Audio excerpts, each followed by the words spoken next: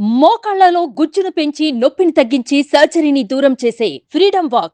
కర్ణి శిరీష అంటే తెలుగు రాష్ట్రాల్లో పెద్దగా పరిచయం లేకపోవచ్చు, కానీ బర్రెల కంటే మాత్రం టక్కున గుర్తుపట్టేస్తారు. హాయ్ ఫ్రెండ్స్ అంటూ చేసిన ఒకే ఒక్క రీలు ఆమెను సోషల్ మీడియా సెన్సేషన్ క్రియేట్ చేసింది. బర్రెలెక్క రాజకీయాల్లోకి అడుగుపెట్టే ఆలోచనను రేకెత్తించింది.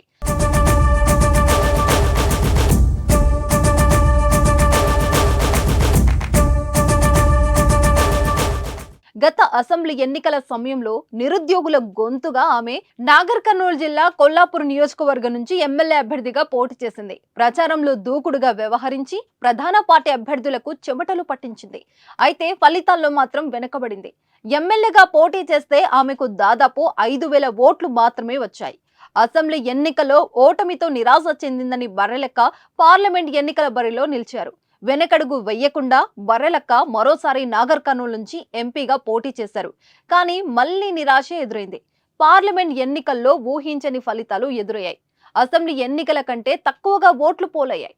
ఈసారి ఆమెకు కేవలం 3,087 ఓట్లు మాత్రమే వచ్చాయి. అంతేకాకుండా బర్రెలెక్కకు పోస్టల్ బ్యాలెట్ లో 50 ఓవర్లు రావడం విశేషం.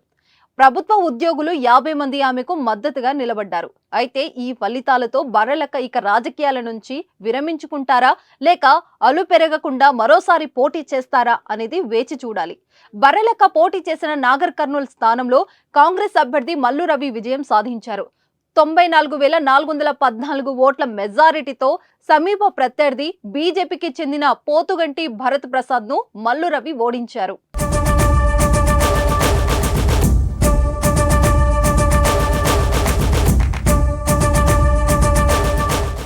సుమన్ టీవీలో మీ పర్సనల్ అండ్ బిజినెస్ ప్రమోషన్స్ కోసం కింది నెంబర్కి కాంటాక్ట్ చేయండి.